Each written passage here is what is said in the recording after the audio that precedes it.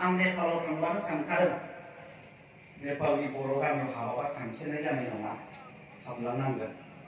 हाबबाय, गोसोआव साननाय फैबाय, मानसिफोरनिफ्राय खोनादोंल'सो धोरोमाबो बाथौलै दाबो बे जायगायाव। न'खर न'खर हाबनाय लोगो लोगो आं बाथौ थाग्रा जायगायाव नायग्रोदों, नंमारगौ नेपालनि बर'फ्रा बोरदोन रायलायो। थासारिखौ नायनानै इंलिस मिडियाम फरायबाय, हिन्दी मिडियाम फरायबाय, बर' मिडियाम गैया, नाथाय बाथौआ थांनानै दं। बेबायदिनो खाथिथार जोंनि चिरां जिल्लाजों नांजाबनाय बङाइगाव जिल्ला, कंकरफोरथिं बिथांमोनाबो हारसा राजबंशी गेजेराव थायो, गोबां थासारि, नाथाय बिथांमोनाबो धोरोमखौ नागाराखै, बाथौखौ नागाराखै। जानो हागौ बेनिखायनो जोंनि लिरगिरिफ्रा, थुनलाइगिरिफ्रा, बाथौ सिबियारिफ्रा बे बाथौ धोरोमखौ बुंदों बर'नि गुदि धोरोम।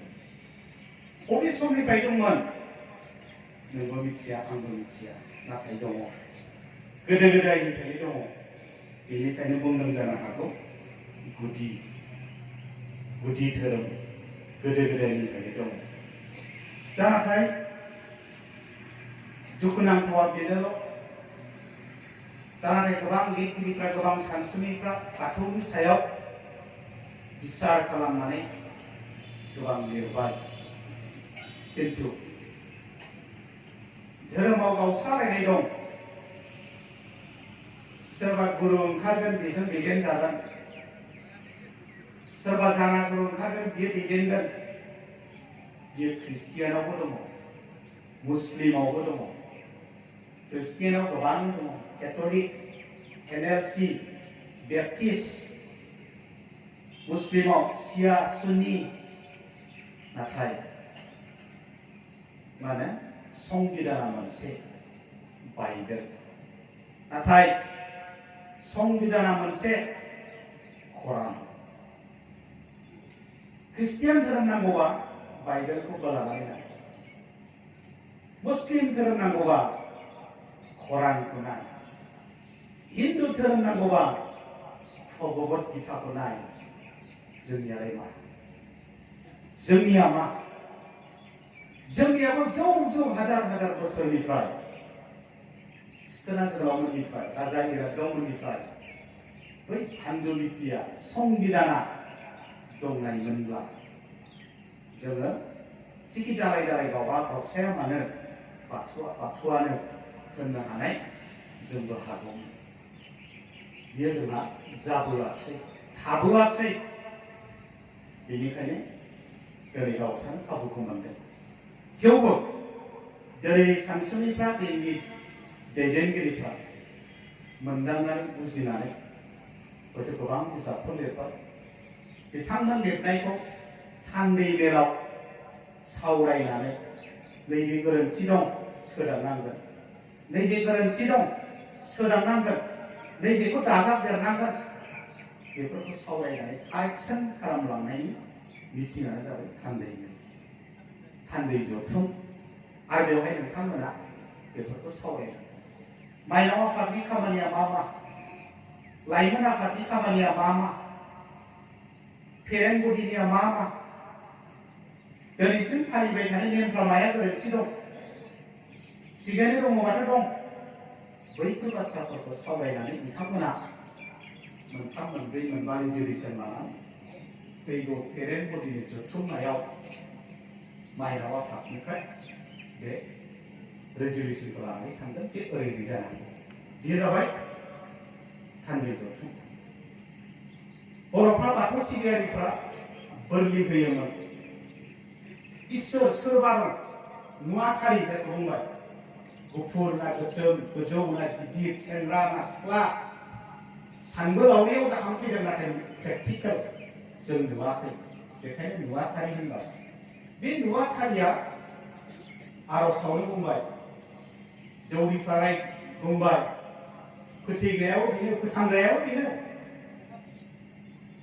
दा बेनिखायनो बेखौ गाबज्रियो, खैफोदनि समावनो आंखौ बासाय, दुखुनि समावल' आंखौ खुसि खालाम बिनि खाथियाव गाबज्रियो दा बे नुवाथारिखौ मोननायनि लोगो मोननायनि जि खाबु सुबिदा माजों गोजोन होनो बेखौलाय आं लिंहरनायाव माजों फैहोनो बेखौलाय दाउसा फारौ हाथारदों दाउसा फारौ हाथारनानै गाबज्रिबोदों नों आंनि दुखुखौ सुखु खालाम दा बियो गोरोन्थि होननानै सानदों जिउ हत्या खालामनानै जिबन बुथारनानै नुवाथारिखौ मोननो थांनाया गोरोन्थि जाबाय नामा जोंनालाय दे एसे सोदांदिनि दे एसे फोसाबलायदिनि जायनि थाखाय बे नुवाथारिखौ मोननायनि लामा नागिरनानै दिनै मोननायनि लामाखौ बिबार होनानै प्रसाद होनानै सिबिनायनि नेमखौ खालामो बे जाबाय एमेन्डमेन्ट सोदांनाय खिन्थु बाथौआनो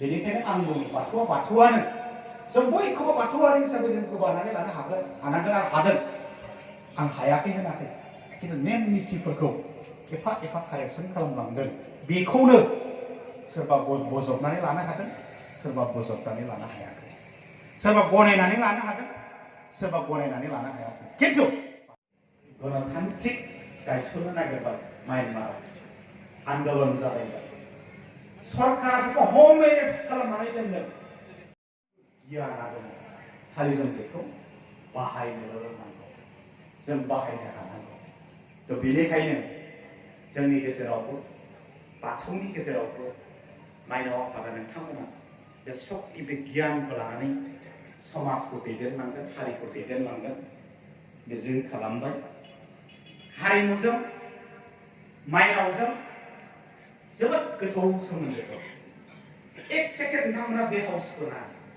आं नोंथांमोनखौ आरो मोनसे खावलायगोनबो नोंसोर मा गाननानै बेयावहाय बाहागो लादों दा खान्थाल मादा दख'ना जायखौ बेसर बिबार होनबाय बिदन होनबाय बेसे समायना बियो सोरनि बर'नि हारिमु होनबा माइनाव आफादजों हारिमुजों गोथौ सोमोन्दो बाथौजों हारिमुजों गोथौ सोमोन्दो आरो बेखौ नोंथांमोना गुबुनफोरनि बायदि आं रिकुवेस्ट खालामो दा मा सानदों नोंथांमोना नोंथांमोननि आर्टिफिशियेल खालामनो नाङा आर्टिफिशियेला माखौ होननो नागिरदों दिनै माइनाव आफादनि जुथुमा जादों मोनसे थिखानाय ड्रेस दंलायनो बेखौ गाननानै फैजोबनांगौ नाथाय बियो जोंनि हारिमुजों जेबो सोमोन्दोआनो गैया बेखौ मानो खालामनो बे जाबाय आर्टिफिशियेल दा नोंथांमोना आर्टिफिशियेल खालायाखै जेखौ बर'फ्रा गानखायो बर' आइजोफ्रा गानखायो माइनावफ्रा गानखायो बेखौनो गाननानै फैदों राइट आर्टिफिशियेल दा खालाम गुबुनफोरनिया गैयानो दे आर्टिफिशियेल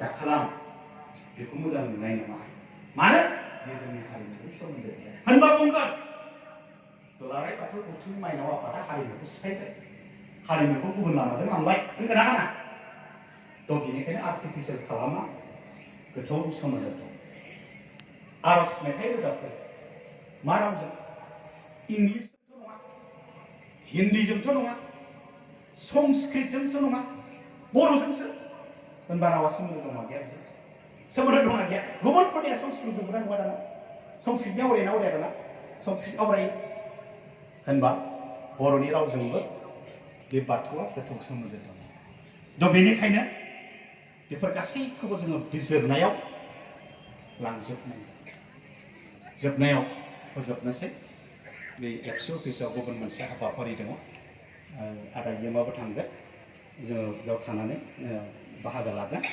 जोबनायाव आं दहायनो होनबाय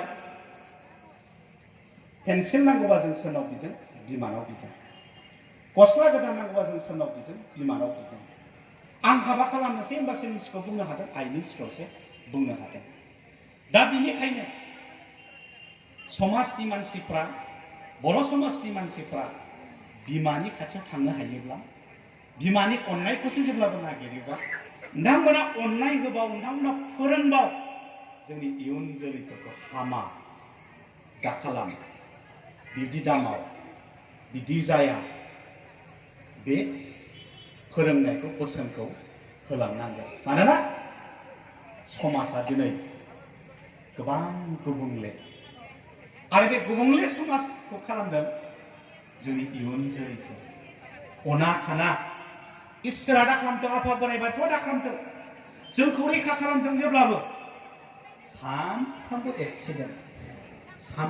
एक्सिडेन्ट उन्दै उन्दै गथ'फोर ड्राग्स जानानै फेनानै स्पिड सालायनानै जायफ्रा बिमानि बाथ्रा खोनासंला बिफानि बाथ्रा खोनासंला समाजनि बाथ्रा खोनासंला बैसोरखौबो फै बाथौ गुदियाव आफा इसोरखौ गाबज्रिनि जोंनि इयुन मोजांनि थाखाय बे समाजनि गाज्रि थासारिफोरखौ फोसाबनायनिबो गिलिर बिबानखौ माइनाव आफादा सम लानो हायोबा आरो लानांगोन होनबा इयुन जोलैफोरखौ जों फाहामलांनो हागोन समाजखौ जों थिग खालामलांनो हागोन मानोना मानसिफोरा बिमानि रावखौ बिमानि बाथ्राखौसो खोनासङो बिमानि बोसोनखौसो लायो बेनिखायनो माइनाव आफादा जोबोद गिलिर बिबान दं गोबां मावनांगौ दङ आरो बे बिबानखौ मावफुंलांगोन होननानै आं नोंथांमोननि खाथियाव आरज गाबबाय आरो